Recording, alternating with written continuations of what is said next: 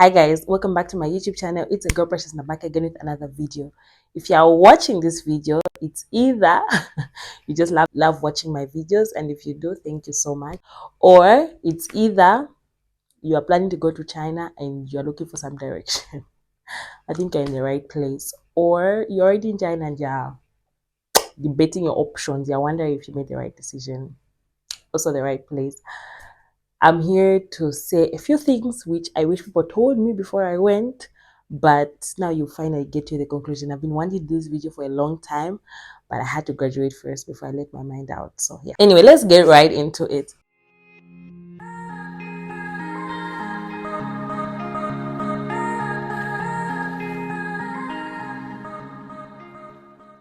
So when I come with my juice, you guys know we have come to spill the tea. So I have my cold juice right next to me because I need it. I need it. So this is a video I've been wanting to film for a long time actually, but first I had to graduate. I couldn't just come and drop all my opinions on the table. I like, first I graduate, then I can talk. But anyway, so if you're watching, you're in the right place. I'd just like to firstly address the group of people that are planning to go to study in China and just looking for direction. These are just a few things that you might want to consider. I have a paper, so I'll be looking down. But yeah, so basically when I started my channel, okay, not started, when I started my channel like a while back, but when I started like reposting content when I was in China, the whole purpose was just to show people how it is studying medicine outside. And as much as I did achieve that because I was very inconsistent when I was in China, then there was COVID, I still would like to give you guys, right now you guys just keep up with my life. For those who love the vlogs, coming back next week. For now, we're just gonna do this video. But yeah, so I'm looking down and just talking to the people who are actually thinking of going to study in China and you want to know. I do still have some China content. Just scroll down, you'll see. I'll leave some videos in the description box that I think will help you if you're planning to go to study in China. Some videos I've done before. But these are the things that you need to consider, I think, when you're going to study in China. So, okay, so when I basically decided I was going to study in China, you guys know my story. If you don't, I'll put the video down, like how I got accepted in China. I went to China. It wasn't like my first choice of place to study. I literally found myself there because of various circumstances I won't talk about here. But it wasn't my first choice of a place to study. So it was like the last place on my list. And when I found myself going there, I remember when I was in the process of like doing my paperwork, a lot of people would tell me, why are you going to China? Why are you going to study medicine in China? Like everybody would question me and ask me why, but no one ever sat me down and told me the reason I shouldn't have gone to study medicine in China. Like, and this is what this video is about. Like, let me tell you the things no one told me. Yeah. So the first thing is, I think you should consider the type of a person you are when you're going to China, and these are the reasons why. One thing about China I noticed when I came back was the first thing that during my rotations, I noticed that China people actually like, you guys are like, not like you are segregated or anything, but like you are just, most people are loners. There are some, I remember those rotation I did where people like together, like people studied in China, but most of the time you're like loners. And when you look at the locally trained, or we call locally trained, you find that they've got groups. I feel like it's more motivational to do things when you're in groups compared to us where you're alone. I will now confess that there are many rotations where I struggled just because I was alone. And you also find that the locally trained will probably have like specific doctors on the ward that are assigned to them, like from their universities or in the hospital, like, because of course those hospitals are affiliated with their universities. Now, when you come back here, it's you and the Lord, it's you alone. You have to figure this out. And I'm not saying there's like zero guidelines or whatnot. No, of course, you have your paperwork done, you know which rotation you're supposed to be, but just like when you're on the ward, like no one will come and tell you, okay, pressure, sit down. You need to know how to do an anesthetic tap. You need to know how to do lumbar puncture. Like it doesn't work like that. But for them, they even have logbooks, so you know the procedures which they're supposed to do in that rotation are supposed to be done. Now, if you're one person who doesn't like being alone on the ward, you reach the ward, you'll just be shocked there are some procedures you didn't even know about and you never watched. So one thing I really noticed, like the difference, like when you come, as an abroad studied student, like from China coming to Zambia, is there's just this kama loneliness which I personally have talked about a lot on this channel because I went through it. As you guys know, my friend one, I really didn't rotate with her. At least if you have a friend, you come the two, three of you, then you'll be encouraging each other. But if you are planning to go study in China, just know that's what you're coming back to, especially if you want to come rotate from here. Yeah. So it really matters. If you're one person who's like good working alone, you don't need motivation from a group of people, go for it. Go study in China, because most of the time when you come back, even when you're paying for your licensing exams, yes, most people will have to do tuitions for that. That's another thing. So you find that, I feel like, personally, don't bash me for anything I say in this video. They're my personal opinion. So if you are not agreeing with them, you are very free to leave. Yes, you can click out the video. But yeah, another thing that I think is that even when it comes to like preparing for the licensure exams, I feel like from day one, as studying in a locally trained here in Zambia, like people are preparing you like one day. And actually, they didn't even have licensing exams before, but now they've like introduced it for locally trained as well. I don't know if they'll abolish it because there's been fights about that. But yeah, so you find that mostly people are prepared for that. Then there's you've come from China, you don't know about HIV extensively the way they do, malaria, malnutrition. Those are common things that are here in Zambia, but not in China. And those are the things that I actually even just came to struggle with, because I remember learning HIV only like for I think one class, if I remember correctly. Malaria like two classes, and that was it. But you come here, that's like something you're gonna be seeing every day, like HIV, malaria, malnutrition is like one of the most commonest conditions you find in pediatrics. So if you don't know about that, and I don't think Chinese people suffer from that. Like it's not extensively taught. They will of course give more consideration to the things that are more common on their end. The next thing is exposure to another culture. Like going to China, you get good exposure to another culture. Like China is a very beautiful country, so many opportunities. I feel like you even get to learn more passion. I discovered other things I'm passionate about in China, like content creating. Because let me tell you, let me break off into a short story. So I've already filmed this video, but there were some technical issues, and I'm actually filming it, and it's 02. So yeah, it's like 02 when I started, 02:45. So literally I'm recording, I had washed, like rubbed my face off, changed back into my like night wear, and the video I was trying to edit it, and I was like, oh oops, need to do this again. So I found other things I'm passionate about in China, because that's passion. I'm passionate about content creating. I feel like China is like a very good place to discover yourself, like especially if you feel like you've grown so much around family, and you want, you want to discover yourself outside where you've grown. Like go study abroad. Like that's like go study in China rather, because I'm not talking about China. Go study in China. But yeah, continue considering all the factors as I go through them. When you graduate, you have license exams. I already talked about that. Some people actually need to do tuitions for them. Like it's not an exam people just run into. Some people actually sit down and have tuitions for them. Like that's how serious, because there are so many things that you would have thought was brought up in your medical school that wasn't. So it's very important to have some tuitions. Those are things that you have. These are things which no one told me. No one told me. Another thing is that there are HSK exams in China. I think I've talked about that, how I passed them, because I read them from UNZA. HSK is like a Chinese proficiency exam. It's like you have to have a fourth level of certificate in Chinese for you to be able to get your degree. I actually have people in my class who were not able to get their degrees because they didn't have that. That's how important the Chinese take it. So if you're not prepared for all that, like I know some of these things, it's like, oh, people are just yapping. No, like actually pay attention. It might feel like it doesn't matter now. It will matter later. It will matter later. Another thing about China is the teaching style. Now for this one, I think that's the part that didn't favor me the most. I know you guys are waiting to hear whether I regret studying in China or not. Stick to the end of the video, then I will now clearly say it. So that's another thing that really didn't favor me. Like, so the teaching style in China is very relaxed. Like, guys, we're used to getting our butts kicked.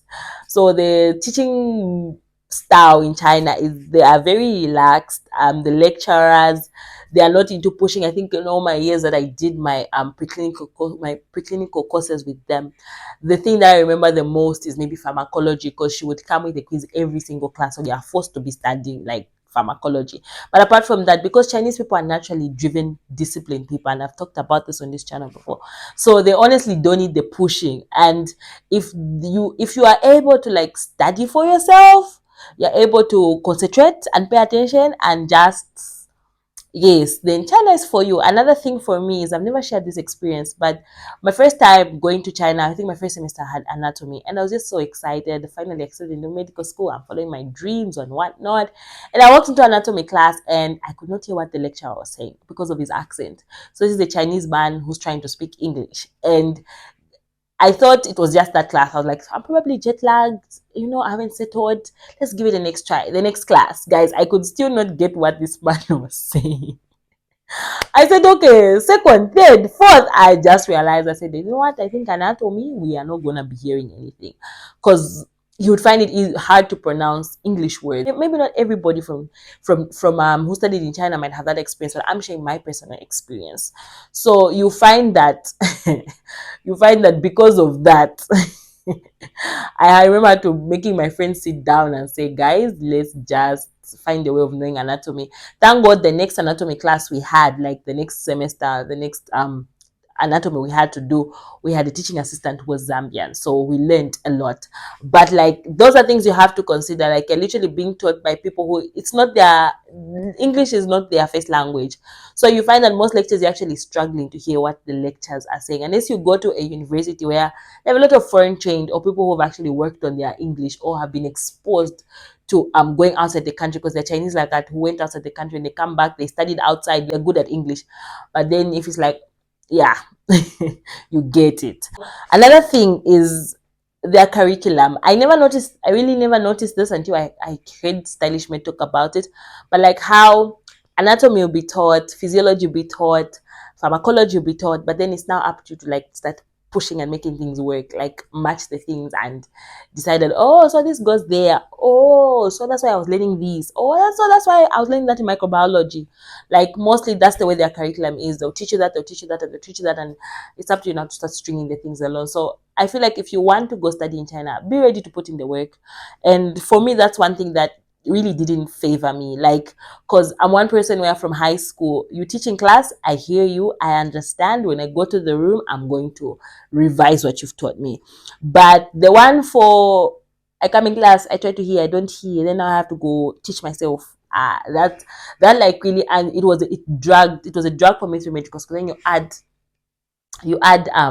COVID-19. That was just like something else. It's just like, okay, wow, wow, wow, wow. And now you are stuck with online classes, and it was just a drag, honestly. I've had a lot of people come to ask me like, where should I study? I feel like no one can make that decision for you. No one can make that decision for you, because yeah, it's tomorrow you blame the person who made the decision for you. So I think these are decisions. For me, I'm personally not coming to bash China. I'm coming to talk about my experience, and just, yeah, you have to figure it after this. When I was going to China, I mentioned that a lot of people told me, don't go because of this and that. I just want to tell you some things I heard before I went, and either tell you whether it was true or not. One of the first things is, I think someone once told me, like, don't go to China. I've noticed that here there are no doctors. I've noticed that everybody coming from China here doesn't have a job, or they're not working, or people studying in China just come and do nothing. So that's actually a lie. There's so many doctors who studied in China and who are doing well out there in the hospital. They're actually advancing in their studies. They are doing well. They are treating patients. Actually, it was always an encouragement. I think I even mentioned it on this channel a few times. Like, oh, they bumped into a doctor who studied in China. It was always an encouragement, because it's like, okay, this is just the rough patch. I can get there. It's very possible. There are many amazing doctors who studied in China and they are working out there. That's why I feel like if you're going to choose China as your study destination, it's really a question of, is China good for you? Like, it's a personal question. Is China good for you? Is the way they teach favorable for you? Are you able to keep up with that? Are you going to be getting carried away with how reluctant the lecturers might be, so you just go enjoy your life and not pay attention at your schoolwork at all, and when you come back, you literally don't know anything? So yeah, another thing that I was told was, oh, so when you go to China, you're going to learn about other diseases. Here we don't have them. What are you going to do? That's so true. I went and I came back. I can think when I came back and I saw how they want you to tell the whole life cycle of a mosquito. Okay, that we learned, but like, just the depth of malaria that I was not taught. And I'm just like, ah, yeah. That's true. There are a lot of diseases that are common here that are not common in China. So they will not take so much time teaching you that. They are not really going to emphasize on that. But when you come here, you're going to teach yourself, because you will find big books on HIV. You will find guidelines that you have to know on some of these things. So that part was really true, but it doesn't mean it's not impossible. You can come back and still bridge the gap. I mean, I had to come back and start now trying to understand malnutrition, trying to understand in Zambia what's the biggest cause, like the management and what not. So it is possible to do it. It's just something that it will take a lot of self motivation.